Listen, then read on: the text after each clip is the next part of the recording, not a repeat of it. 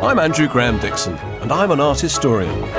I'm Giorgio Locatelli, and I'm a chef. We are both passionate about my homeland, Italy. The smells, the color, this is what food is all about for me. The rich flavors and classic dishes of this land are in my culinary DNA. And this country's rich layers of art and history have captivated me since childhood.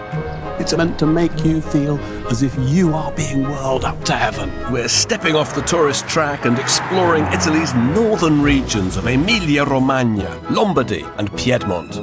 It's part of Italy that's often overlooked, but it drives the whole country, and I want to show off its classic dishes. Not to mention its hidden legacy of artists, designers, intellectuals. Wow, this is incredible.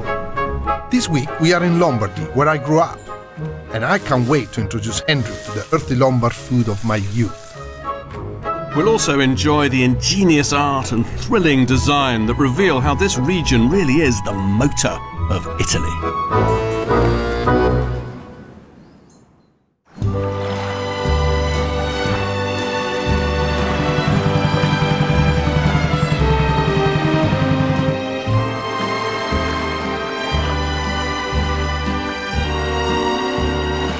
Lombardy may not be the most exotic region in Italy, but for me it's special. Bordering Switzerland, we are closer here to Zurich than Rome. There is only one place to start our journey, my hometown of Corgeno, by Lake Maggiore. I cooked for Andrew many times at my restaurant, but I'm taking him to where it all started, Casa Locatelli. Mamma! Papà! Come va?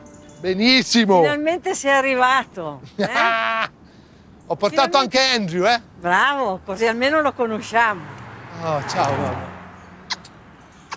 Ciao, papà. Piacere. Oh, my small daddy. This is small daddy. He used to be bigger than me, but now he's bigger than you. Lei Finuccia? Io Pinuccia e lui Ferruccio. Ferruccio. Ok. Ferruccio e Adesso Pinuccia. facciamo il biglietto. Oh no, I'll remember. difficile. I'm hungry. We are here for lunch, and polenta is on the menu. Benvenuto. Benvenuto in Casa Locatelli. Grazie. You see, what's happening here is this. My mom runs the kitchen. And even when I come home, I'm not allowed to cook. So she cooks all the time. Cosa ha detto? Lei è il capo della cucina. Certo. Però an exception is made for polenta. Polenta is a man thing. So my dad, as you can see, is ready with his apron. So we're gonna leave my mom here. Ma non si fa nella cucina? No. We do it on the fire, on the garden. So we're gonna cook the polenta downstairs. But let's go. Andiamo a cucinare la polenta noi? Andiamo, Così vieni. che la polenta, per essere buona, deve sapere di fumo. You have to taste the smoke, otherwise it's not good. So even though she's the capo of the kitchen, she's still telling you how to do the Prepara i polenta. funghi. She's still telling you how to do it. Yeah. She's got to prepare the mushroom and the thing, and we're going to do the polenta. Polenta, made from ground maize, really is the pasta of the north. In fact, Southerners call us Lombards polentoni, because we eat so much of the stuff. Okay, you see, it's the most simple thing, you know. You just need a fire and a paiolo, which is this like cast iron, and then copper inside. And so, I remember when I was little, I used to see all the shepherds going around with their flocks. And they had a donkey, and on the donkey, they would have, you know, the paiolo on the back. So they would actually make polenta in the field? That's right. That's why you make it on the open fire. During the war, that was the only thing that they had, polenta.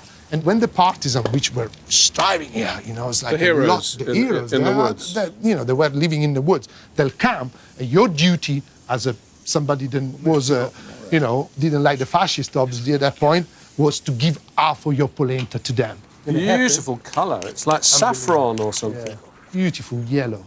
This is Roberto, which is my brother. This is your brother. Fantastic. You look exactly nothing like him. No, he's been training how to do polenta for the last 20 years. Who's the older brother? È lui. Allora. And he's the one who's getting all the training. I'm just being around, just doing Michelin star food, you know, something not very important. I'm hungry. Is this the moment of truth? This is the most important moment.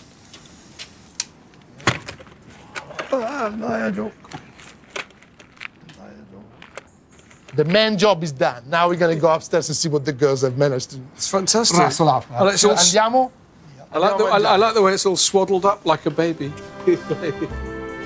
While we were making the polenta, my mum was busy whipping up a meaty bruschetta and some delicious porcini mushrooms. Meno male che si mangia! Si mangia! Come, sit down. This is the kind of food that make me fall in love with cooking. Hearty and simple, Grazie. just the way I like it. Wow. Here, look at the lake and eat the polenta. Now you are full immersion. You smell it, this woody smell. You see how the flavors are so settled and so Mellow, gentle. mellow, gentle. Almost like they reflect the personality of the people. Here the people are a bit more mellow. The nature determines what the people eat, but it almost looks like it almost determines as well the character of the people.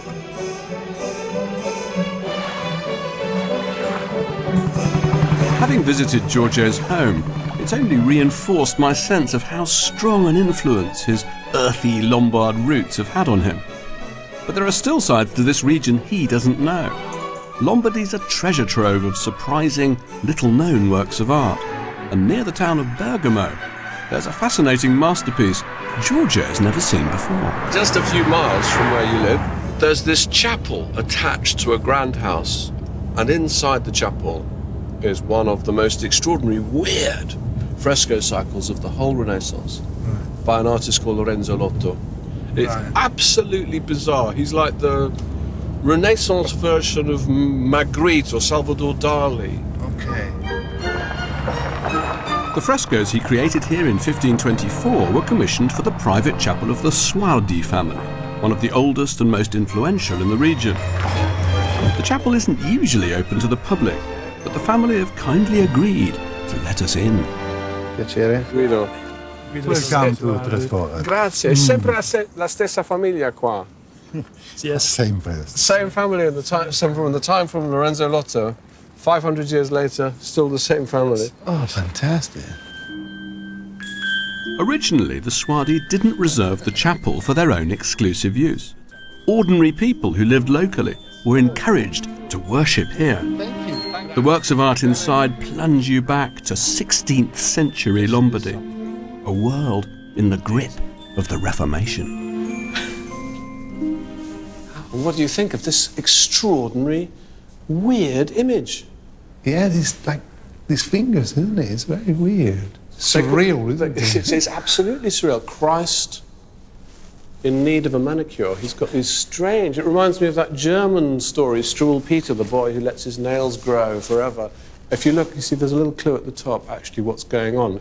Lorenzo Lotto is the only painter who took that line from the Bible, Ego sum vitis, vos palmites. I am the vine and you are the branches. And he turned it into this extraordinary image. What are all these images up there?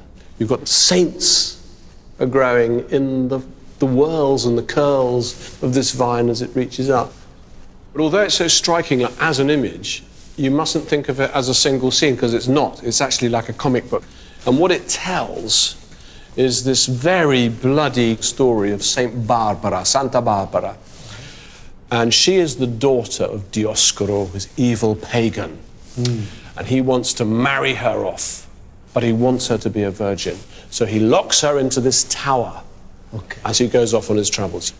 What he doesn't know is that when she's in the tower, Christ visits her, gives her a vision. She converts to Christianity. There she is, kneeling, praying outside the tower, always accompanied by this lovely little white dog with her. Yeah, the little dog is there. And now this is where the story gets bloody and turns nasty.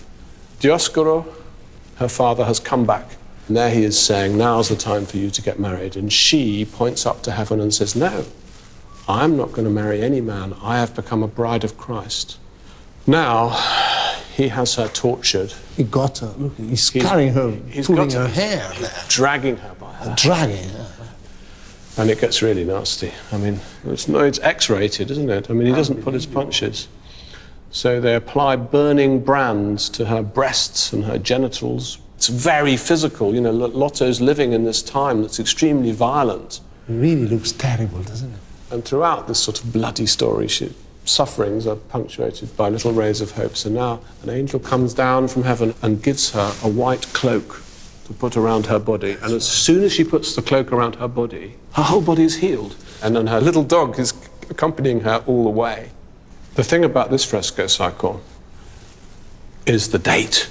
It's 1524. This is a time of huge crisis. In Wittenberg, in the north, just over those mountains that he's painted, Luther is saying, we must split the church, we must protest against Rome. And this fresco is the Suardi family's way of saying to everybody who lived around here, don't buy into the idea that this church is going to be split. Stay true to the old faith. And also, I think just the picture has this kind of normal people, so that the people kind of sympathize with that, or can see themselves part of these things. Absolutely. It's saying to the people, this could happen in your world. Lotto himself is actually represented in that fresco. Ah, okay. I think that's almost like his signature, and he's looking at us. And he's got this haunted expression. He's almost say like, got the message? Sort of thing. I think this is such a small chapel with such a big message. I think that's what he's saying. Have you got the message? He's an Italian artist with an Italian message, but Lotto's style owes a lot to the art of Northern Europe. I love it.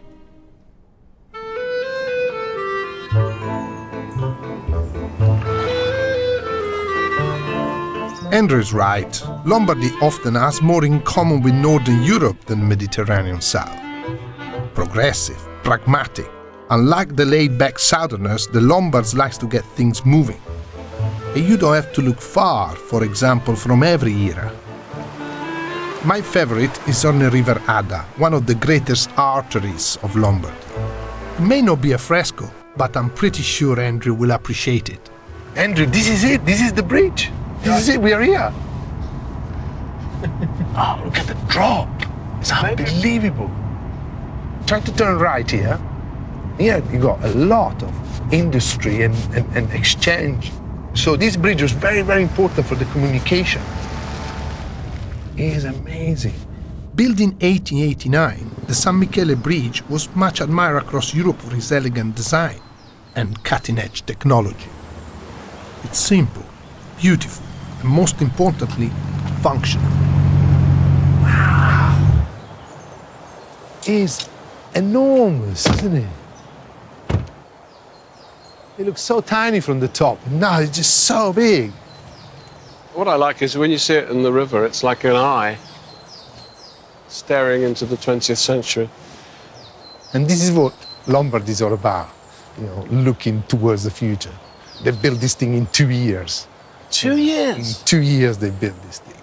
Their feet were definitely in Europe. These guys were there with everybody else, with the Industrial Revolution and building and going forwards. They're kind of the dreamers, but they're also engineers. Bellissimo.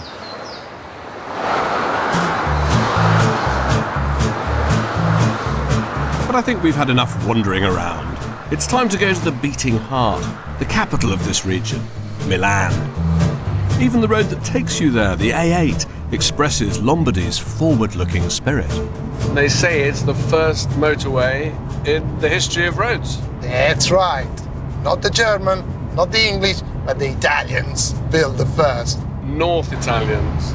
This was the first road, straight, in a very Roman way, and went through all these big fat towns and took you to Milan. This road is also very important at a symbolic level for what northern Italy wanted to represent in the early 20th century, because throughout the 18th or the 19th century, Italy was a byword for a country living in the past, going really nowhere. And then suddenly this road said, no, we're going somewhere, and where are we going? We're going to the future.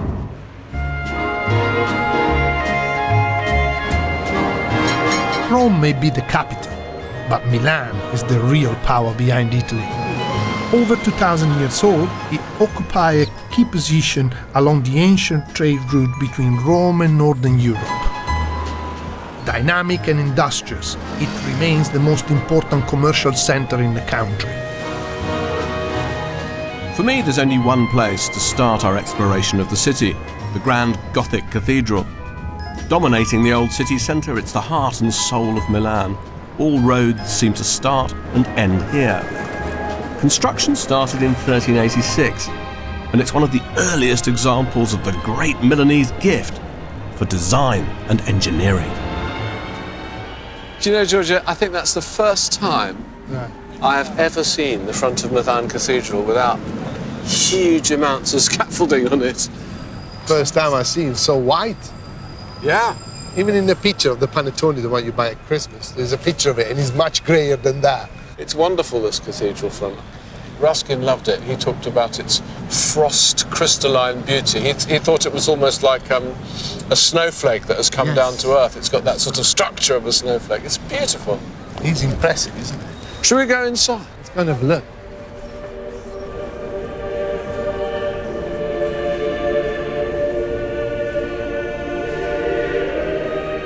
Built over 6 centuries, the cathedral's one of the largest in all of Europe.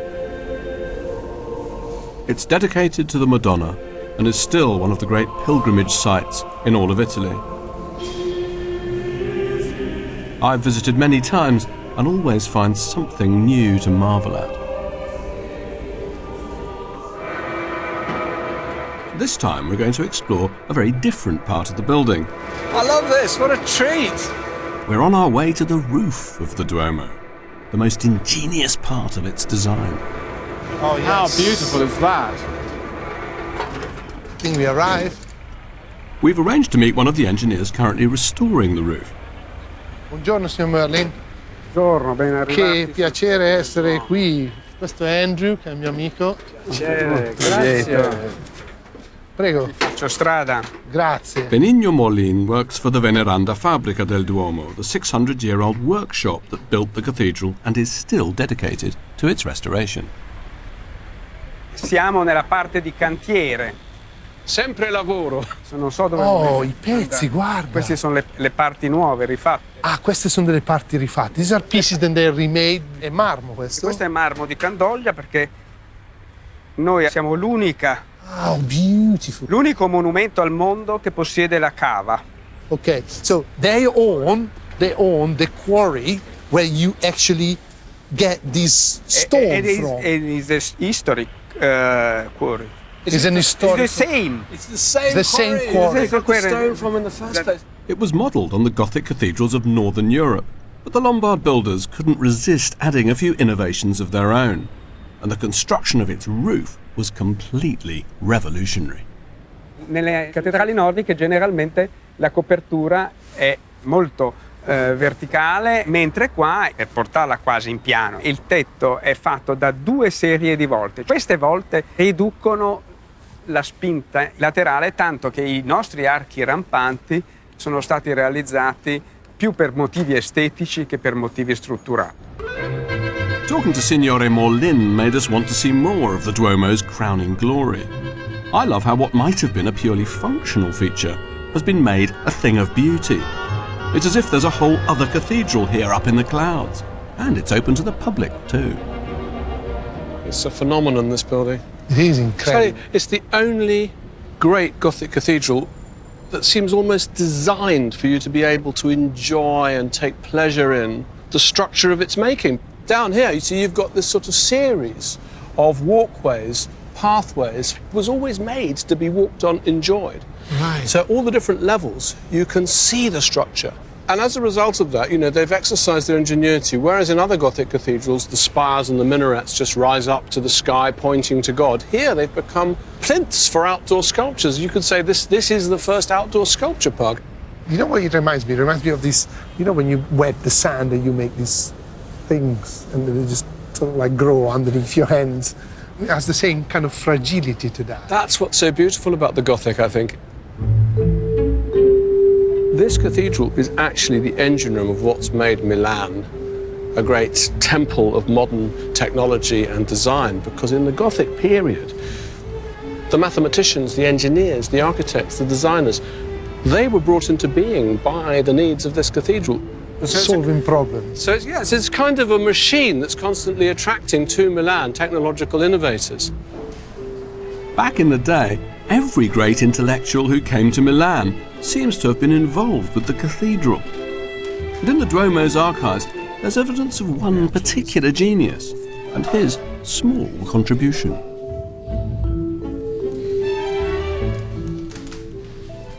Signor Roberto, buongiorno.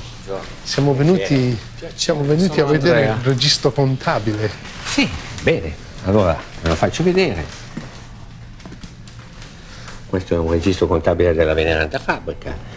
Questo libro parte dal 1480 e in avanti, si raggruppa dei pagamenti a persone che hanno lavorato per la fabbrica del Duomo.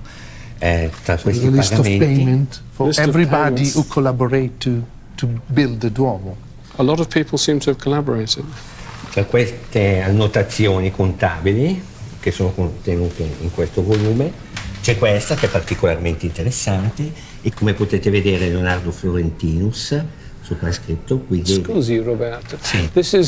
You've picked this one out for us, and it's actually evidence that Leonardus Florentinus, Leonardo from Florence, sì. i.e. Leonardo da Vinci, Certo. had actually done some work for the cathedral. How wonderful! Nell'agosto del 1487 lui ha avuto l'incarico di fare un modello per quanto riguarda il Tiburio, ovviamente. The Tiburio is the top It's like the cupola. That's right. Cupola.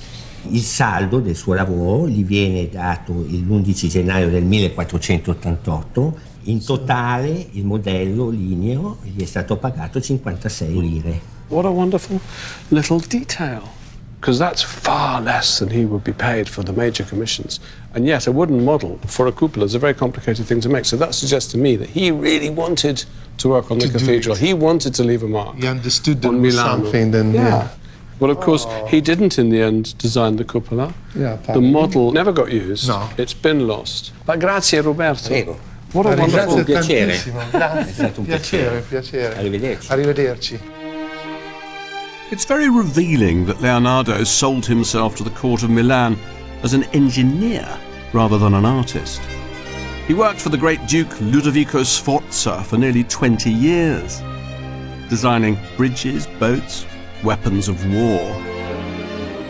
Design and engineering were the priorities in Milan. They're what its success is built on.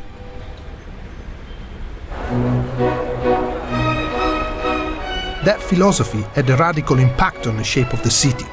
Just a short walk from the Duomo, you can visit one of the most outstanding examples of technical imagination. La Scala is amongst the most prestigious opera houses in the world, and we've been allowed to take a look inside. I've never been here before. Look at this! I think it's the world's first horseshoe-shaped theatre. That's right. And it was all designed with sound of that mind. So it's incredible. You know, you see the shape of each of the thing is made as well in order not to destroy the echo. So Boxes? Yeah, the boxes. I'd love to come and actually... You sing a little bit? Can you sing? No. No, I can't. It is absolutely outstanding to be here. But we didn't just come here to admire the theatre. I'm taking Andrew to Il Marchesino, a restaurant in the same building. It's owned by the most celebrated Italian chef in the world, Gualtiero Marchesi. With 3 Michelin stars, he globalized Italian food and made it a success that it is today. Gualtiero is waiting for us. So come in. It's like a theatre club. That's what it is. We are in a theatre restaurant.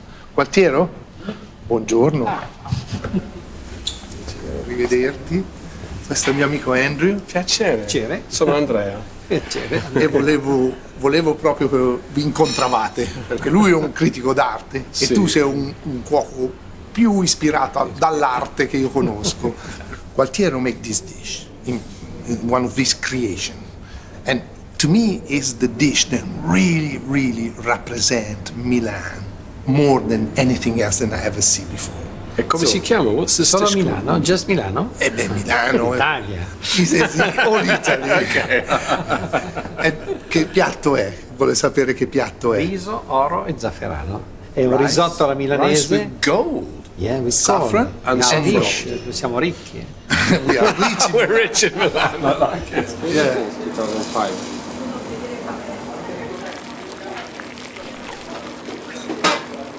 One of the things and is a master is to really concentrate on the flavor. And very neat and clear flavor. So even if there is a lot of creation in what he does, it is always a great respect for the flavors. So what is the essential flavour of this risotto? The saffron.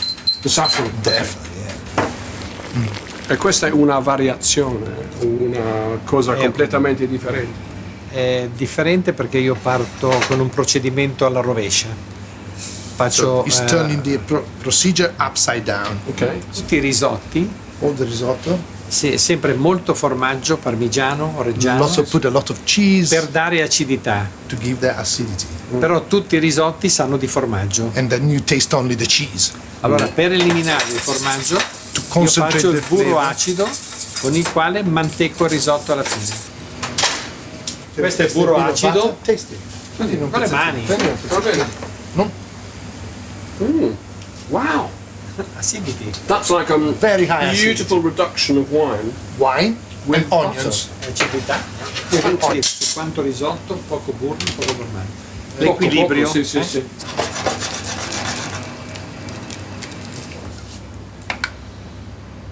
Beautiful thing.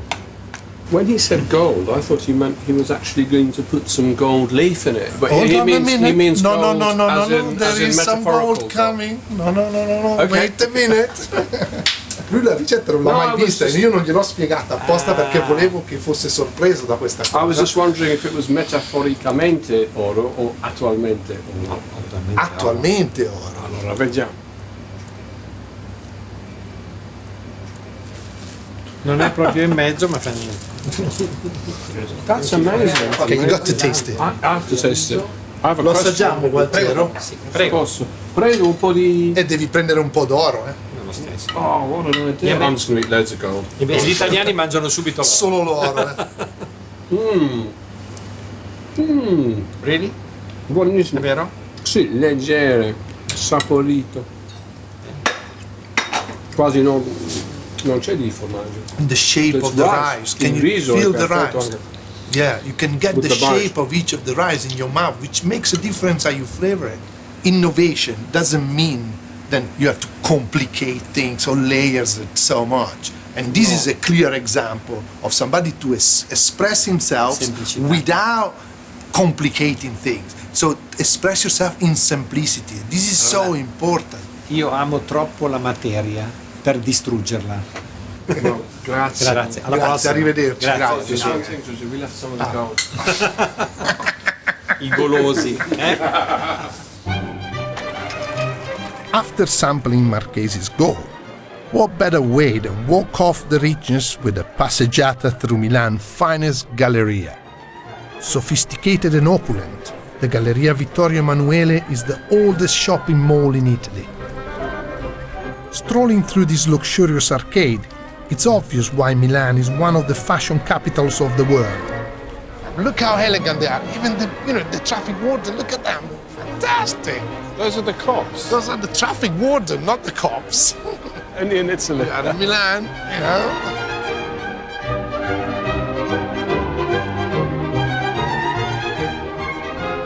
It's a bit of a temple of capitalism, really, as you can see around. I think it's a cathedral of capitalism. I think what's amazingly daring about it is that the Duomo is literally there. And the Scala is there. And the Scala is there. So you've got the temple of arts there, the temple of religion there, and you've got the temple of money here. Because, this is what it's all about. But it is, and it's so grand. 1861, so it's just a few years after the Great Exhibition in London, the building of the Crystal Palace. No, it doesn't look like that, doesn't it? It's the same. It's Victorian sort of building. Yeah. And it's a great statement from a city to, right in the middle of that, to really show their power and, the commercial. They are commercial animals, those guys. I think it's the only place where you can really see and feel that sort of huge pride and self-confidence, across Italy in the Industrial Revolution. Yes. You only really feel that here. Yeah. There is one thing that I want to show you. And whenever you come to this place, there is this superstitious thing. And if you see any Milanese walking through, it will come along, and what it will do, it will stand on the balls of the toro. It's called Schisciaghi Bal al Tor. And you go like that. Balls of the bull. You turn around, and that's it. Always in Italy, there has to be a superstitious... Okay. Is that because you need balls if you're going to pay the prices for some of these clothes?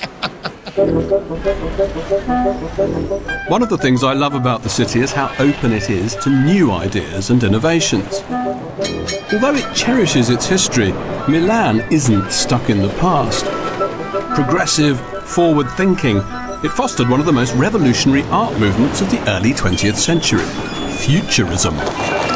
It was dreamed up in 1909 by an eccentric poet and orator called Marinetti. Filippo Tommaso Marinetti, in my opinion, wasn't a very nice man. A lot of things wrong with him. He was a fascist, misogynist, he glorified war, but he did have a vision. And I think it was a very interesting character because what he did was he set out to drag Italy into the 20th century, into the modern world. The Futurist Manifesto, it's a guide to enjoying modern life. Everything that an Italian, perhaps at the beginning of the 20th century, might find disconcerting, the rapid movement of a tram, a crowded street, the sudden sense that everything's moving, it's confusing. And Andrew, you know, what was amazing is that when you travel the world, when I went to New York and I went to the Duomo, I was so shocked to see that there's a room only of futuristic painting. In Italian museum, very rarely you find a whole room of futuristic. Maybe you found one of these. This kind of, the Italian have kind of a bit refused them. I think that's part of the later story because Futurism turned dark, became associated with fascism. It got a bad name in Italy. But here in Milan, it's the one exception, the home city of Futurism. They did actually create and build, you know, a great collection, which we're going to see. And I think we're just about there. Yeah, we are in Duomo. We have to get out now. Andiamo. Let's go and look at some electric art.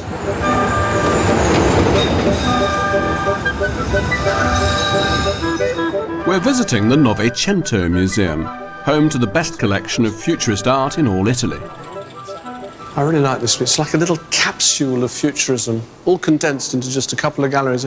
Here they begin, they're in Paris, they're in the cafes, they're reading the papers, they're doing what Picasso had done. They're trying to think, what would it be like to be a modern artist? And I think suddenly on this other wall, bang, you've got the answer. They turn, this is not a very well-known futurist, Achille Funi, but he is turning to Milan. He's not in Paris, he's painting Milan, he's painting a man getting off a tram. Yes, it looks like, for real. Look at that. It's like an explosion, isn't it? I think what he's trying to capture that, you know, when we were on the tram, you know, that sense that the world is not still, that there's the sound, you can almost hear the shriek of the tram. You know, they do take their cue to a certain degree from Paris, because Paris is the great centre of modern art, but they're changing it all the time. Think of someone like Toulouse-Lautrec painting the Can-Can girls. Well, this is an Italian artist, Gino Severini, and this is what he makes of the Can-Can. This is very much an artist who's read Marinetti's Futurist Manifesto, and he's interested in this idea that we are inhabitants of the machine age. And when he looks at the chorus line, it's as if he sees a group of people who've turned themselves into a kind of animated piston engine, their legs kicking. Yeah, the 12 piston going up. It's almost like people becoming like the inside of a motor car. They were setting themselves quite a difficult task, which is to capture in a still frame a sense of movement. I mean, this picture, once you read the title, you can see the subject, girl running on a balcony. It is there, the girls running on the balcony, literally. Like if it was like different frames of a moving image. Yeah. The farther you get, the more you can actually see the image moving. It takes really shape. It is brilliant. One of the things I like about Futurism is that they're trying to break up the language of the past. But the real star of the movement was a man called Umberto Boccioni. Look at this. This is Boccioni's sort of masterpiece in sculpture, and it's called Unique Forms of Continuity in Space. It was based, how appropriate for one of the masterpieces of Milan with its two great football teams, is based on the image of a football player. What do you think of it? Do you like it? I really, really like it. And, you know, it reminds me more than a footballer. He actually looks like one of those little robot transformers that my children used to have. Yeah, well, I don't think it's a coincidence. But it's the futurist man striding into what he thought was the future. The future. The futurists didn't just want to revolutionize art, they wanted to transform how Italians ate as well. Marinetti even wanted pasta banned, and in 1930 he compiled a radical cookbook. I can't resist trying out a couple of recipes on Andrew. What is that? Look, here you go, a sandwich, then instead of having the bread on the outside, you have the salami on the outside, and the bread is on the inside. And so you've got anchovies and you've got green apple. Fantastic, look, it looks brilliant, doesn't it? So it's really like a very Italian version of what they, what they thought, the food of the future would be. Did you expect me to like this? I expect you to taste it. I don't know, I made an effort to make it, so you're gonna have to taste it at least. Okay. Okay.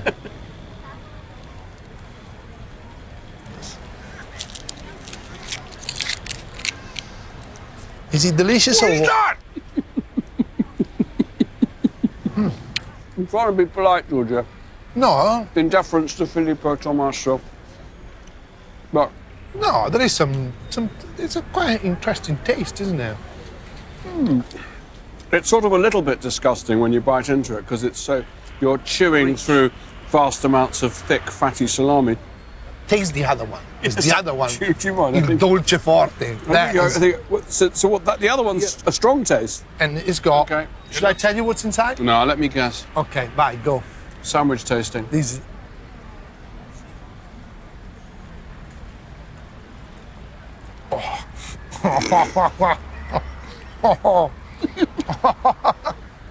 That is amazing. That's amazing. I have to say, actually, I like this one. It's got a banana in it. I know. Andrew, what you have to think about this is that, this is 100 years ago.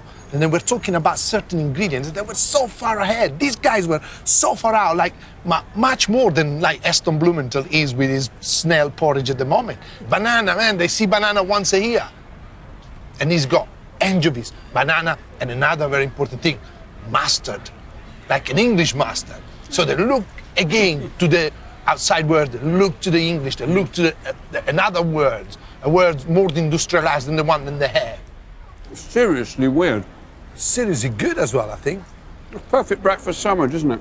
It'll be really energetic food. It's food on the go, and it's supposed to inspire you and make you feel like you are a modern man. That's what it's all about. Bizarrely, if you told me what you were going to put in there, I wouldn't have even touched it. Right. But it's fantastic. But how many recipes in the Futurist Cookbook did you look at? I read them all. And how many did you think were actually could be turned into food you could eat? 2. So we're eating the only 2 recipes you thought. And I thought one of them was disgusting anyway. So. Cheers, man. I think the only way to toast a banana and anchovy sandwich is with pineapple liqueur champagne cocktail. What are we doing? For all their exuberance, Marinetti and many of the futurists were politically misguided. When Mussolini and the fascists came to power in 1922, they embraced his radical policies to modernize Italy. Mussolini would bring Italy to its knees and into the Second World War. And there's one artist, Mario Cironi, who I think captures the darkness of this time better than anyone else. His work in the Novecento is a poignant reminder of how fascism devastated Italy. These are some of Cironi's pictures of the 20s and 30s. And here, Cironi seems, I think, to be painting a kind of dark portrait of Italy as it moves into the fascist years, as it moves towards totalitarianism. It's very difficult to think that this guy was associated with that movement. I mean, what we see downstairs is this explosion of color and energy and things, and here it's just like monochrome. There is no hope in this picture, isn't it? It's like the guy is almost fading away, isn't it?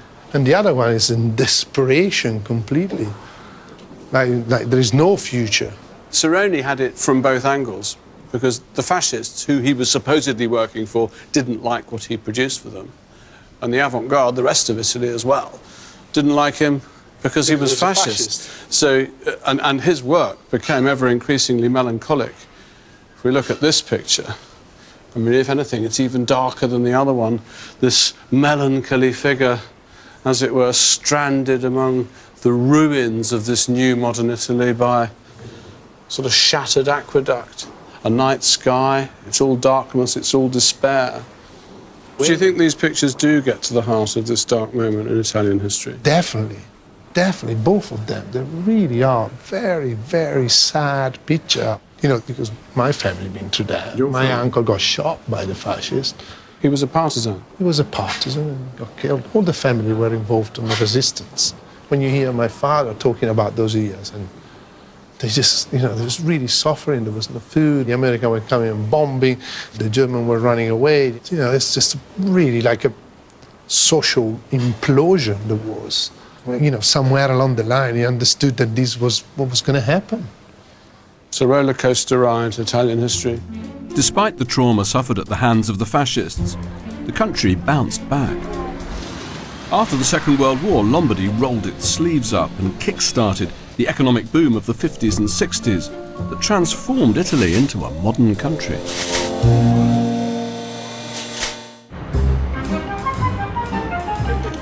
Even though they never stand still, the people of Lombardy also never forget their roots.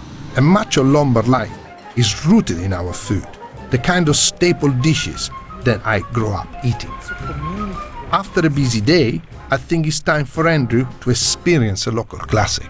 We've been pouncing around a lot.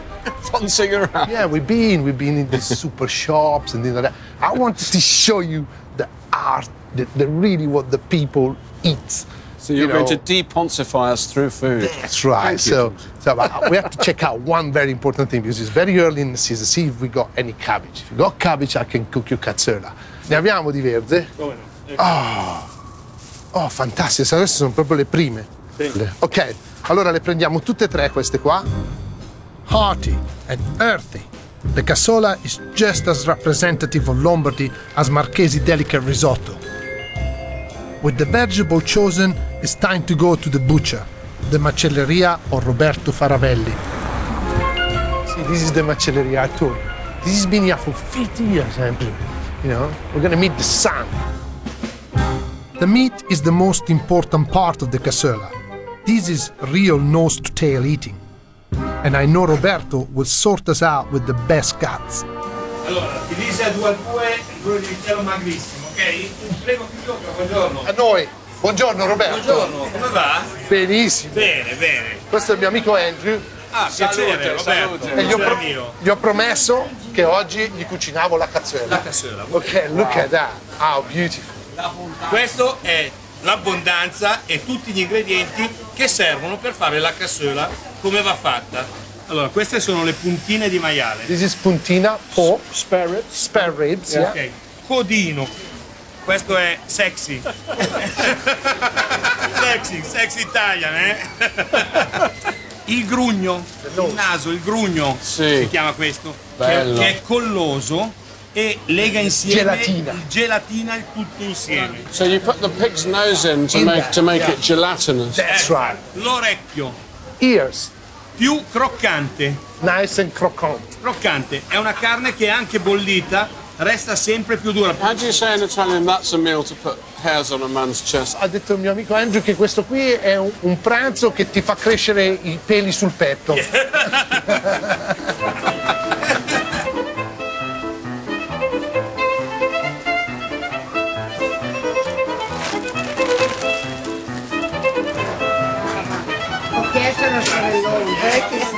Allora, tutto ok, avete capito tutto? Perfetto, Roberto. Buona cassola, Grazie. Arrivederci. Ciao. Arrivederci, grazie signora. Arrivederci. Now it's time to get to work, and it's quite a lot of work to do. It's ages since I've cooked it. Beautiful. Yeah, beautiful.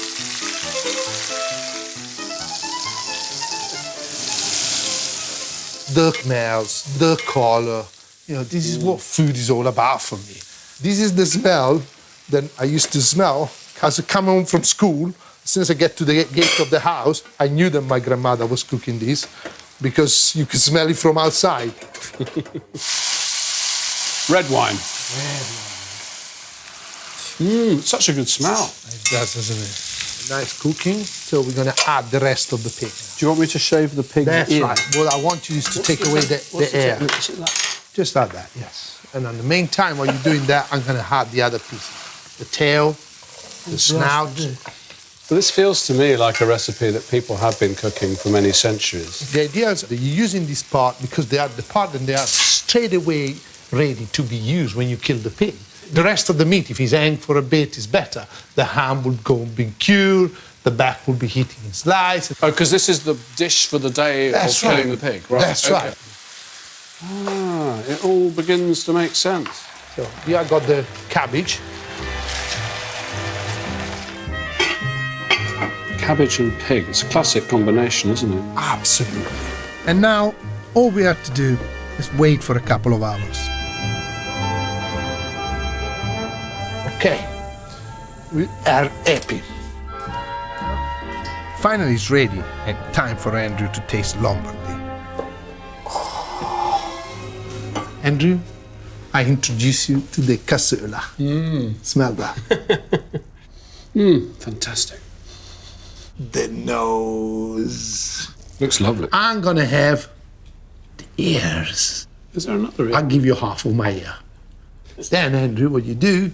You excavate some cabbage. Cabbage is fantastic. It's completely permeated with the meat juices. And kind of sweet, you know. Yeah. Here's a bit of ear. It's like cutting into jelly. Fantastic. Really good. Completely melt in your mouth, isn't it? It's fantastic food. I love food that belongs to somewhere, to a culture. And this is, for me, is Lombardy. Fantastic. Cheers. Cheers. Spend the next 2 hours eating. That's okay, we've got time. Pace yourself. I know, we've got a lot to get through.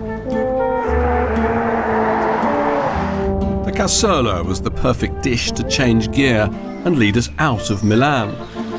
We've come to Mantua in the Po Valley, one of Lombardy's great treasures. Tranquil and elegant, it's home to the second great masterpiece I want us to visit.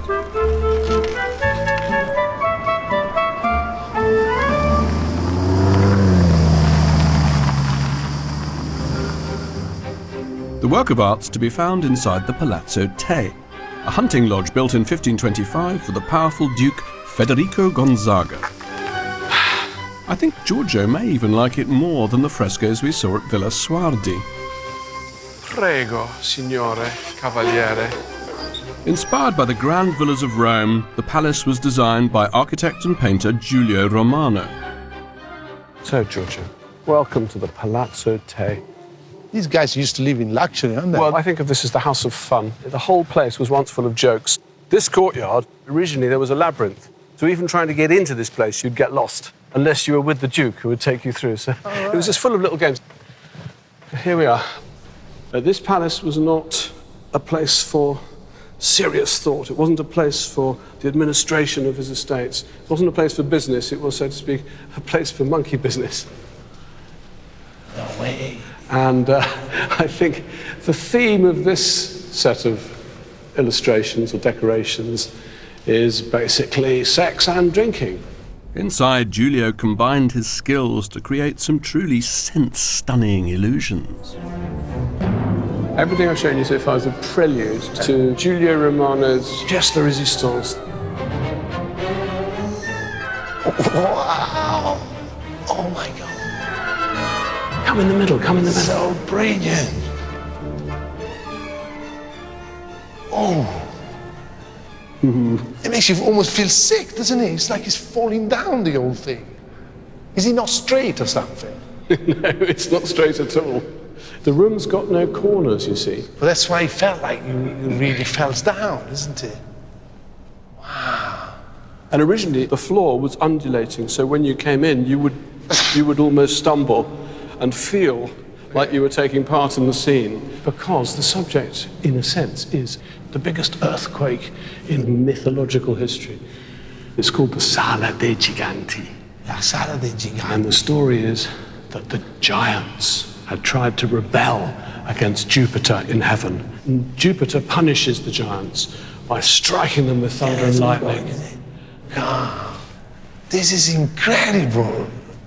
Giulio Romano was taught by Raphael, the great master of the high Renaissance, the master of calm, tranquility, order, reason. And this, so to speak, is the first thing that Giulio Romano does after he gets out of school. He's rebelling against his teacher. It's almost as if he's bringing down the great edifice of the high Renaissance. He's bringing it down with his jokes and his games, poking fun at it, making fun of it. This style of art is called maniera, mannerism. It's a reaction against all that purity, all that classicism. Incredible. What a place, eh? I'm glad you liked it. Palazzo Te certainly packs a punch, but it's not just architecture and painting which Lombardy does brilliantly. A short drive away in Cremona is another example of the perfect marriage of tradition and innovation. It's the home of the Stradivari violin. Antonio Stradivari perfected the art of violin making here in the 18th century. The Lombards have always been proud of their excellent craftsmanship, and they're still making instruments to the Stradivari standard today at the International School of Violin Making. Number 5, here we are. Come, Andrew.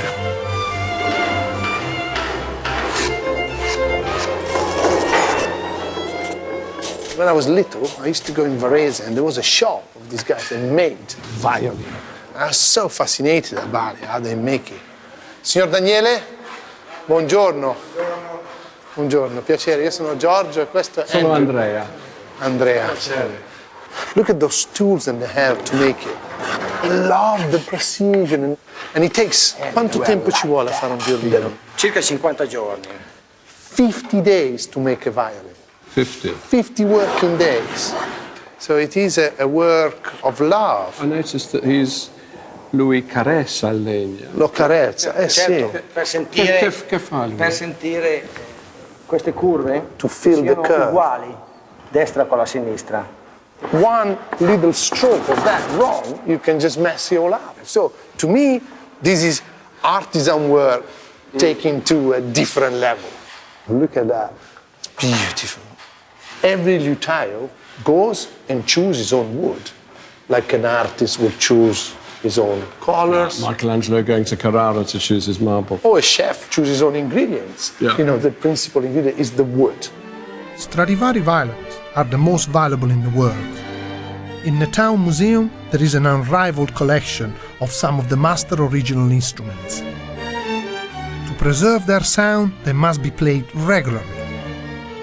I have arranged for us to have a private audience with Maestro Bosco, the person responsible for keeping these precious objects alive. Allora, maestro, qual è il violino che oggi ha bisogno di un po' di allenamento? È rimasto il violino di Stradivari del 1727. Come si chiama questo violino? Vesuvius, il colore rosso vivo della Varese. So we're going to hear a Stradivarius, and it's called Vesuvius. I can't quite believe we're going to have our own private concert played on an original Stradivarius. Il Vesuvio.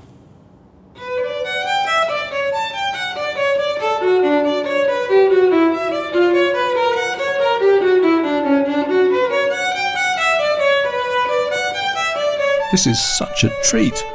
I'd never realised that Stradivari was from Lombardy, but it all makes sense. The attention to detail, the beautiful design, the utter fitness for purpose.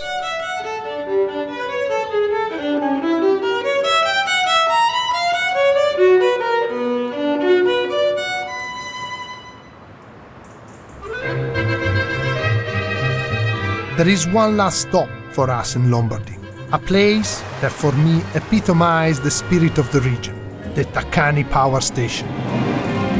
Built in 1904, it was one of a series of hydroelectric plants on the River Adda that powered the modern success of Lombardy. My father and his father before him were hydroelectric engineers, so places like these are special to me. Going and seeing my father when he was working, I spent a lot of time in places like that. But you know, it is so important because this is the blood of Lombardy. They found themselves with a really enormous light industry that needed energy to propel it forwards. And so they didn't have anything to burn. So they harvest the power of the mountain and this water coming down. I love these old machines. I think they're wonderful. They are incredible, isn't it? This is like, it's really an expression of what the Lombards are, which is, you know, about movement, energy, going forwards, building, you know, just getting things moving all the time. They really built them to last, didn't they? I mean, I think they were made in 1904 and they're still powering Lombardy with electricity. Yeah. And you know what is really, really nice as well is, you know, a river makes the motion to get the tram in Milan to work. It's lovely to think that that energy then propel that thing all the way through the futurism to everybody. Well, I was going to say, without this place, futurism wouldn't have been possible. Absolutely. And they're celebrating the electrical city.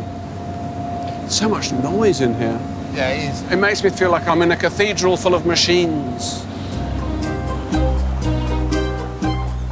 Strikes me that it's quite a good place to end our journey, given that we've been banging on about how Lombardy is the motor that drives Italy, and here we are at a turbine station that furnishes half of the electricity of the region. Pretty amazing building. It's a great, but it's like a palace. It's like the Palazzo del Te, except instead of having one of Palazzo dell'Elettricità. I think it really sums up what I've got from this particular journey, which is a really strong sense of the role that this part of Italy has played in the larger Italian story. I think really Lombardy has sort of electrically propelled the rest into the 20th century. Well, that's the reason I took you here, because I really see the connection between these kind of spaces, this kind of like showpiece like this that are very beautiful to see, but as well, they really show the resilience of the Lombard. That meal that you cooked, what did you call it? The cazzola. Cazzola. Yeah. So I felt that, you know, it was a really nice transition. It helped me to understand, as it were, where Lombardy came from, because that, to me, felt like the origins of this place. I was going back to something that people had eaten almost forever, and it wasn't very fancy, it wasn't very posh, it was really rustic. That was food from the fields, and that, to me, almost was a symbol of how far they rose. You know, through that cathedral, bringing all the intellectuals here, through that culture of design gradually developing into the 19th century. It's an amazing evolution from really quite low origins. This is also based really on absolutely strong work ethic. Everybody realized themselves through work. Work is like a religion for them. When they get up in the morning, they see you in the square. They don't say to you, how are you? They say, come va lavorare, which means, how is the work? How's the work? How's the work? Yeah, how are you doing at work? Do you think I finally, hey, maybe I finally understood that's why you're the way you are? Why? Because you're a Lombard. You never stop working.